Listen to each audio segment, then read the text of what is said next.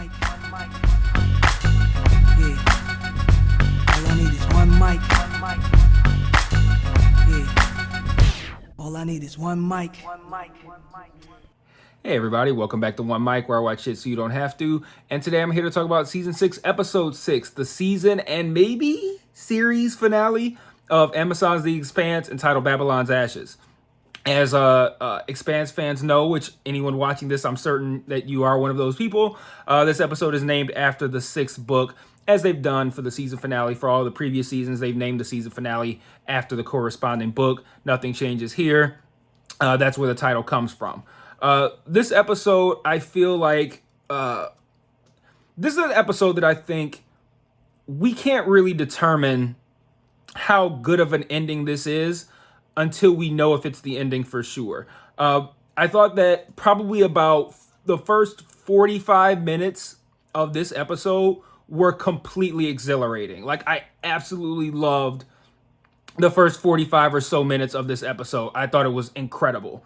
The last 15 or so left a lot to be desired. There were a lot of things that were left unanswered. I said last week, I don't know how you can wrap this up, all of these plot lines, within 60 or so minutes, and they did not do that. Unequivocally so. This isn't even something for debate. You know, sometimes people will come on, especially if I don't like something, even if it's not a whole episode, if it's just like an aspect of an episode or a scene, there will always be that person that goes, "No, I like that scene," which is fine. Like that's your opinion. I always come on here and I tell you guys what I think, my opinion. I don't say this is good or this is great, this is bad, this is terrible. I think it's good or I think it's bad. So that affords you guys the opportunity to give your opinion on it, because maybe you saw it a different way. But it's not debatable that there were a lot of things that went unanswered in this episode. And I think that, whether or not we get another season or 2 or 3 of this show, whether that's on a different platform, whatever, will determine how this episode is looked at. I think if this is looked at as a series finale and we never see any more Expanse, there's a lot of things that they did wrong in this season, like that they fucked up unequivocally. But if this is a season finale and we get more of the show, it's a pretty perfect season finale. So like that's why this is so tricky, because in my gut, I feel like we're going to get more. And if this is a season finale, it's perfect. It's perfect because I won't go perfect, but it's very close to perfect because they wrapped up everything that was important. And if you get more, there are things left dangling that can be addressed later. But if you know going into this that there will be no more Expanse after this, and you set up plot lines that you don't close on purpose, then you fucked up. So it's like, even though 80% of this episode I thought was incredible, that 20% that doesn't work, we don't really know how that's going to impact our outlook on this specific episode until we know for sure if we're going to get more. Which, who knows? It might be months, it might be years before we even know if we're getting more, let alone see it. So I'm going to kind of briefly go through the episode, hit some of the big talking points, because a whole lot happened here.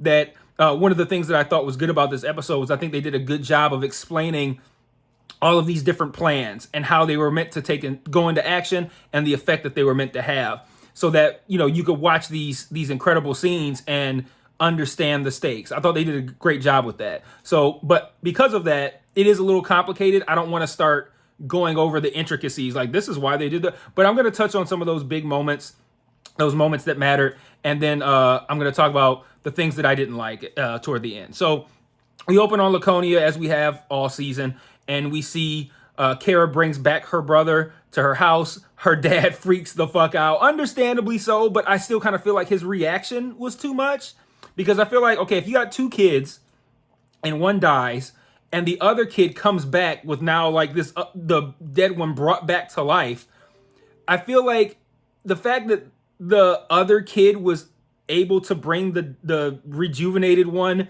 back safely is at least enough for you to not try to stab the kid. Like the fact that he immediately picked up a knife at the side of his son made me kind of go, like, is that a bit much? Like, yeah, this might be like a weird zombie kid and shit. Like, I get it, but I don't know. I feel like the knife was a bit much, but He freaks out again, rightfully so, because his dead kid is standing there in front of him with like proto-molecule eyes and shit.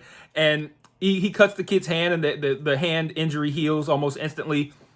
And then he again, I think, kind of sort of overreacts. I don't know. This is one of those things where, like I said at the beginning, it kind of depends on how you interpret that and your feelings when you watch it. Like for me, I was like, I get it, but I feel like you're doing a bit much on your reactions. But hey, you guys might have watched them and like, I'd have done the same fucking thing. So who knows? But he shoves this kid in the cabinet,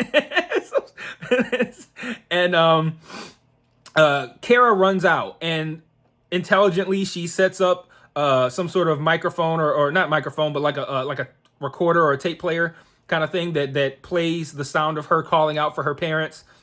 They're drawn to that, and while she uses that as a diversion, she goes back, gets the brother out, and they leave into the woods with those strange dogs following alongside them. And we see that the brother views her almost kind of like in a proto-molecule-y kind of way. I don't really know how to explain that, but like proto-molecule is like it's such an open-ended term, particularly on the show, that it's tough to really kind of describe. But and then in the next scene, we see everybody kind of together breaking down the strategy for what they're gonna do to attack Marco.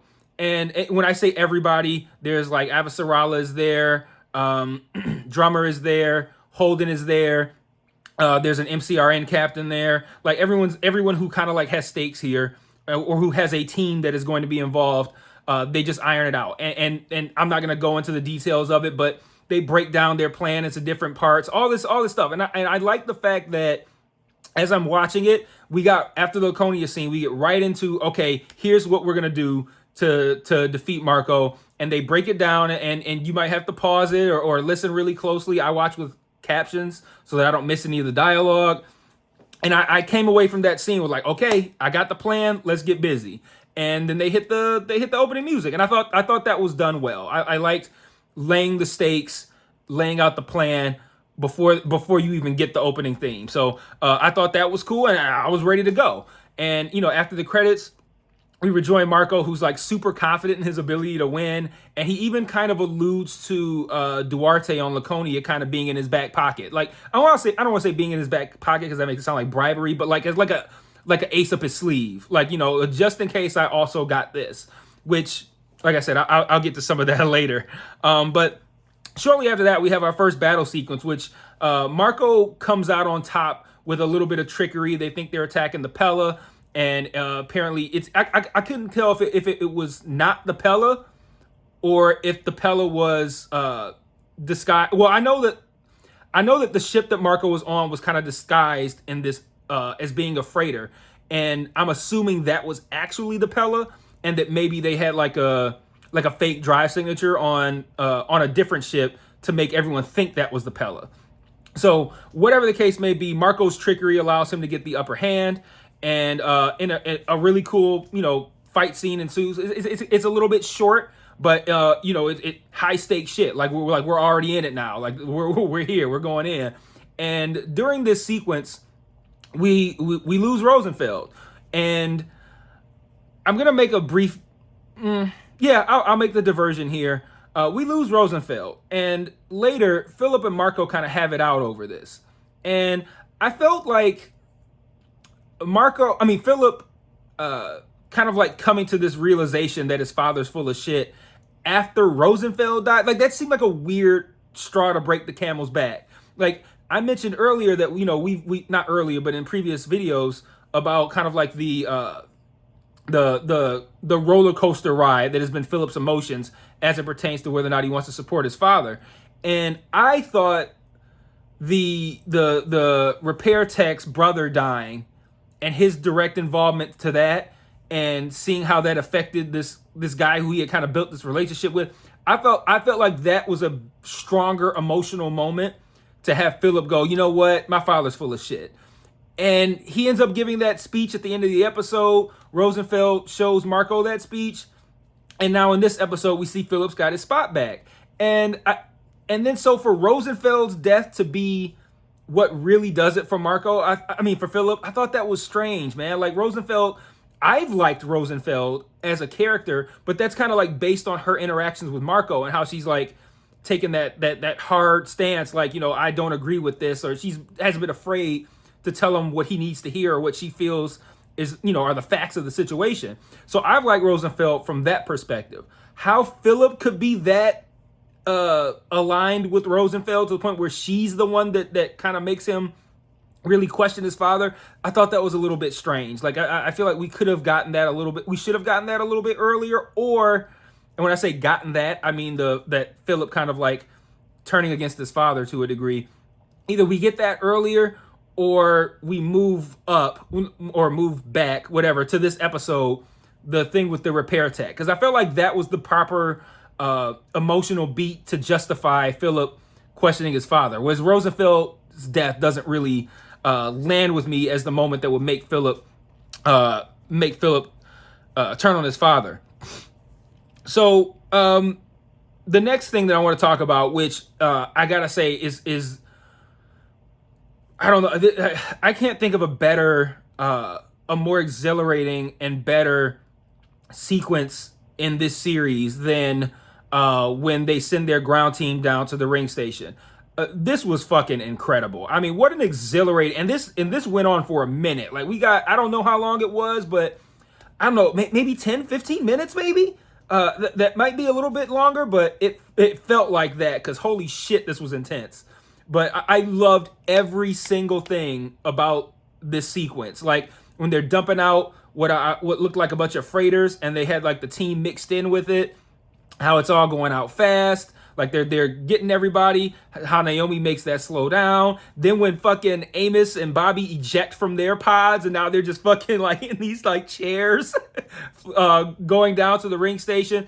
And then I'm thinking like, okay, I'm gonna get a chance to hold my breath, and they drop down on the ring station, and immediately everything gets way fucking worse, and everybody starts dying, and everything about that was so fucking cool and incredibly exhilarating. I had so much fun with that entire sequence, all the way down to Bobby taking out the guns, Amos trying to protect her, the Rossi coming in last minute to save the day. Like, everything about that scene was fucking incredible. Like, that was, like I said, probably my favorite sequence of the show as far as like battle sequences and shit like that. That was intense, man. And at this point in the episode, we're probably a good, I don't know, 35, 40 minutes in. Like, we're pretty deep into the episode here. And I'm like, man, I am fucking feeling this episode, man. Like, they're crushing it right now. And because like everything that preceded that, even though I said like it seemed strange that Philip kind of like turned his opinion on his father after the Rosenfeld death, like that was the thing where I was just like, why Rosenfeld? But like it wasn't like a big deal where I'm like, oh, this is let me mark off, this is a big fucking flaw. Like, it wasn't anything like that. But you know, up to this point, I don't have any issues with this episode whatsoever. And this scene and this sequence was like the cherry on top with the whipped cream and the caramel syrup. I don't eat chocolate, so I can't say chocolate. Caramel syrup, like that shit was incredible, man. Like at that point, I'm like, they are fucking crushing this right now. So since they had to take out the railguns to survive, there's only, you know, the original plan was to be able to man those guns and use them on Marco. But now that they can't do that, they're outnumbered. Marco's heading to the gate, and it kind of feels like we're kind of fucked. And they decide that essentially they're gonna shoot it out with them. Like they're gonna blow up the other ship that started with a G. I can like Gargamel. Call it Gargamel. I'm gonna call it that. Just the guy from Smurfs. Yeah, I'm gonna call it the Gargamel. They decide they're going to blow up the Gargamel, and they're just going to shoot it, you know, use that as kind of like a decoy to take out some ships, and then just shoot it out, which kind of is like we're just going to go out with a blaze kind of plan. But then Naomi, in a callback to earlier episodes, uses what she learned about what I called them, like black holes. But those black holes that were swallowing up ships at the ring gate, they would just disappear. And she had figured out that when too much energy and mass was sent through the ring gate, it was almost like the ring entities got pissed off and would just swallow up ships. She was like, we could use that, and if we send a whole bunch of mass and energy and firepower at the ring gate, maybe it can swallow up Marco's ship. And I thought, okay, this seems like a good plan. And before I could finish the sentence, it fucking happened and it was done. Like, and that was where they kind of lost me. Like, was that not the most anticlimactic ending to a main villain that like ever? Like, I don't know if I've ever seen a more anticlimactic ending to a villain like that.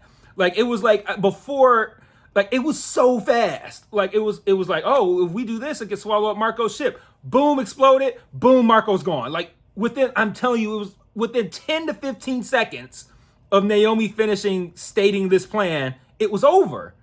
And Marco was gone. And I'm like,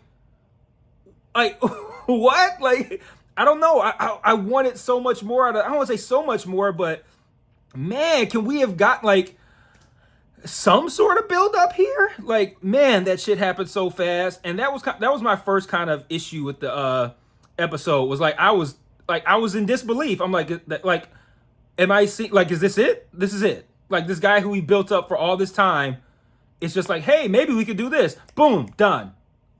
And he's gone, and that's it. And like, I wasn't even sure. I'm like, am I actually seeing Marco being killed off right now? Because it was so fast that I couldn't even believe it. I'm like, I'm not seeing this. It wasn't until the next shot where they show Naomi crying with Holden that I'm like, okay, I guess that was it then, because she's obviously crying over Philip. And man, I just don't understand the reason for that. Like, why was that so anticlimactic? Like, this guy, like, he's been the main antagonist now for 2 seasons, and to have him go so, I don't know, just I don't know, just hurried out and just, I don't know, ungraciously just shown the door. Like, okay, he's out. Like, I don't know. I would have liked to. I don't know. I don't know. It's hard to explain, but you know, they blow up the Gargamel, and you see Marco looking at his screen like, this looks bad, and I'm thinking like, okay, so he's realizing what they're trying to do, and then he was gone. Like that. Like, that's how it was happening for me in real time. Like, as I'm trying to complete a thought, it was like, oh, he's gone now. I don't know, man. Like, that did not work for me at all as an ending for Marco. It worked as a plan, and it could have worked if they had kind of drawn it out a little bit and say, okay, here's the plan. All right, we're gonna do that. All right, and they have a scene. All right, send the Gargamel over to the ring gate, and then they exploded or something, and then Marco's like, oh, we got to do something. But I think he screamed something like, everybody veer off, and then he was gone. And yeah, I thought that was incredibly anticlimactic ending for Marco. And then even after the Naomi scene, I was still kind of in disbelief because it happened so fast and so anticlimactically that I thought, like, am I, like, was this a dream? Like, dream sequence? I just couldn't believe that this was it. And they go forward in time, and we have a scene where everybody's meeting, and again, the same everybody's from the beginning. All the relevant parties are meeting to discuss how they're going to manage travel through the ring gate. And they want Avasarala wants to build this this transport union with a head from the headed by a Belter, an Earther, and someone from Mars. And Kamina's justifiably opposed to this because really, even though that's a veil of equality. You know, it's like, oh, you get one of each, cool. But in the reality, that's 2 inner votes against 1 Belter vote. She gives like a nice speech that kind of, you know, is like, you know, you give us a vote as long as we can be voted down. Like, she gives like 3 examples of this. Really good speech. And she makes a good point. And Avasarala then makes a good resolution and says, you know, well, why don't we essentially appoint a president to this transport union who is an unbiased third party that's respected by everyone. And they all look at Holden, and I go, okay, I like, that makes sense. You know, like I could see that. That's a smart thing to do. And in typical Holden fashion, he gets up there, and his first act as president is to resign and make Kamina the president. And it's like, I get it, but it just felt so Holden to again kind of like fuck someone over by doing what he thinks is the right thing. Like, this isn't a thing where, like, Holden does this a lot, where like he decides that he knows what's best and then just does it without really consulting with the people who might actually be able to give him unbiased opinions on what he should do. And I think that the show kind of does that for dramatic effect, but it feels kind of weird, but it's typical Holden at this point. So he hands over the power of this transport union to Drummer, which at the end of the day, I guess does feel like the right thing to do. Avasarala's justifiably pissed off because, I mean, my God, can you stop fucking me over like on your own accord, just like deciding like, yeah, I'm gonna fuck her over on the low and just doing it. So she's justifiably pissed. But again, at the end of the day, she has no choice. And I mean, if you're going to entrust something like that solely to a belter who now has the complete power, I mean, what better choice than Kamina, right? So I think ultimately it was the right decision. I think both decisions were the right decision. I think Avasarala's plan was great, and that Holden as this transport union president would have been the right choice, and I feel like that would have also worked. But then I think Holden's plan of putting Kamina in charge of it also worked. So I was satisfied with that as well. And then lastly, we close the episode by seeing that during Marco's big motivational speech full of lies to his crew, Philip actually bails, and he puts his name into his ship as Philip Nagata. So after his mother. So again, that again could be a potential plot point that could come up in future seasons of the show. So now that I've kind of gotten to that point where, I've talked about future seasons of the show, I now want to talk about the things that I had issues with. The first thing, obviously, is the Laconia storyline. I enjoyed the Laconia storyline. I have this entire time. But what was the fucking point? What was the point? It had no impact. You remove every single one of those scenes from the beginning of every single episode, and nothing changes in the show. Nothing. And part of that is because Duarte doesn't agree to help Marco, which, again, that was weird too, because the whole season it kind of been built up to where whatever Duarte and Cortazar were working on was going to be used to aid Marco. Marco constantly felt like he had that in his back pocket. He alluded to it the whole time. And for reasons that the show felt no concern with laying out, Duarte just goes, yeah, I'm out. I'm not fucking with you. You're on your own. And because of that, everything that we saw in Laconia was pointless. Unless we get more episodes. That's why I say, like, it depends on if the show comes back in another form. Because if it comes back in another form, then that's the kind of plot line that it's cool to leave dangling at the end of a season or at the end of a season finale. But if this is actually the end of the show, what was the fucking point? There was none. The Laconia storyline has no relevance to the main story at all. And I was banking on that because I assumed, again, and this is not a you make an ass out of you or me kind of stupid fucking thing to say. This is not that. I assumed it because they put it in there and this is supposed to be the final season. So of course I would assume that they would tie it in with the main plot line. So the fact that it had no bearing or no impact on the main story at all is again, it's one of those things, like, it's going to be hindsight. If this is the end of the show, you dropped the ball on that. It was completely and utterly, totally fucking pointless. If we get more episodes, then it's a great dangling plot thread to leave as something that you can bring into future seasons. So it's one of those things. Like, I don't know what to say about it. The only thing I could say, absolutely and unequivocally, it was a waste of our fucking time right now, at this moment. If we don't get any more episodes, the Laconia shit was pointless, which is sad for me because I really enjoyed it and I was excited to see what Duarte and Cortazar had up their sleeve. He's like looking at the fucking ship thing at the beginning of the episode. Like, I'm thinking, like, what Marco alludes to Roosevelt, that he still has Duarte's situation as like an ace up his sleeve. Like, everything told me that this was going to tie in somehow, and it didn't. It didn't. It had we last see these kids running off in the forest, don't know what's going on with them. Like, I feel like they gotta know that they have more seasons, because if not, what, like, you filmed all this for nothing?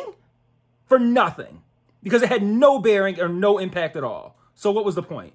So I really hope that they know they've got more time, because I don't think that you write and film that and then go, well, if we find a way to get more, then this can make sense. Like, is that what you want to hang the legacy of your show on? Like, the hope that you might get more?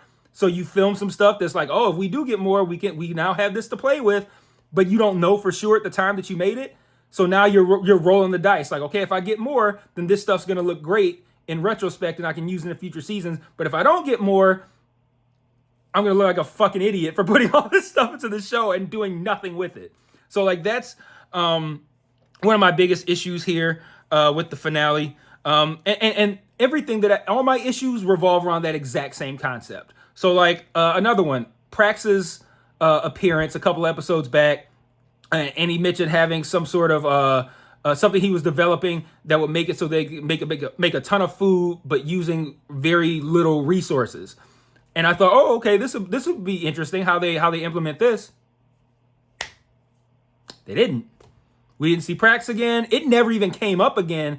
I think it came up one time in the last episode. I think Avasarala mentioned it or something, but it was mentioned and that was it. Again, no bearing whatsoever. You take Prax's scene out and nothing changes at all because what the information that he gave had no impact. It didn't matter.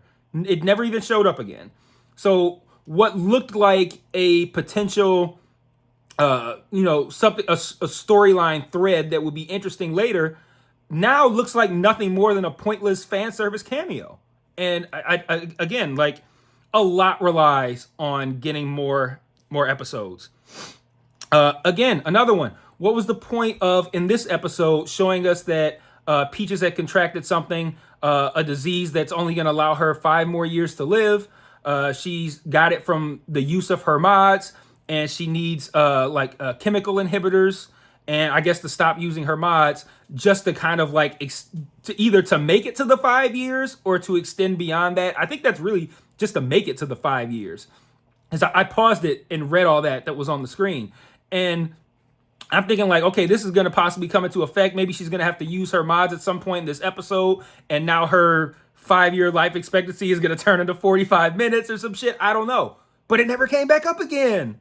It was completely fucking pointless. And then they made Peaches kind of like, once Amos went down on the ground team, Peaches kind of became like the mechanic on the ship. And I'm thinking like, okay, maybe Peaches is going to take that role. But I'm like, well, because Amos even says that, like, I'm going on the ground team. She's like, the ship needs a mechanic. And he's like, they got one. And in my head, I'm like, no, they don't. She's going to be dead in 5 years tops, like in the most 5 years. So maybe you don't want to promote somebody who's going to be dead in 5 years. But they never bring it up again. And they only use it as a means to build some tension on whether or not she survived when she was making whatever repair she needed to make to the ship. Naomi goes down there, checks on her. She's still alive. And that's it. And all that did was to explain why she vomited blood in her helmet, and then to give us the drama of, okay, is she still alive or not? And I mean, okay, but again, pointless. Like just to serve in this episode, just to create an extra dramatic scene during the midst of what is already the most dramatic and intense scene they've already had ever had on the show. And to add a little bit more to that, let's make them question if Clarissa's going to live or not. And I'm like, I just don't see it. But again, if the show comes back, now it's interesting again, because now we have a 5-year kind of countdown on Clarissa. So what's going to happen there? And that's interesting. Just like Prax is interesting if you get more episodes. Laconia is super fucking interesting if you get more episodes. But all of those things, if you don't get more episodes, it looks bad. It looks real bad for this season. And lastly, did we ever find out? We didn't find out if Bobby and Amos fucked or not. I wanted to know. I don't know about you guys, but they didn't verify that. Well, that's not important. But I mean, it was something that I was curious about that I didn't get an answer to. So, in summation, on its own, this episode was fucking awesome to watch. It was really fun. It was really exciting, and I liked the way they wrapped up everything that they chose to wrap up. As a season finale, let's play out the 2 hypothetical scenarios. Hypothetical scenario 1, this is a season finale, and we will get more Expanse in the future, maybe on another streaming service, some other platform, whatever. In that hypothetical scenario, this is a perfect season finale, aside from the my issue with Marco's anticlimactic ending. Other than that, it's a perfect finale because it closed up all of the meaningful plot threads and it left some open to extend to 2 other seasons. The thing with Prax, the stuff with Laconia, Clarissa, all of those things are interesting. Hypothetical scenario number 2, this stays the series finale and we don't get any more Expanse. Now it is a flawed episode with a whole lot of things that they set up for no reason, that don't pay off, that don't impact the main storyline, but they took the time to write, film, and put in here as like, hey, this is a cool potential place we're going to go, but fuck you, we're not going to do it. And then that's it. We don't get anything else.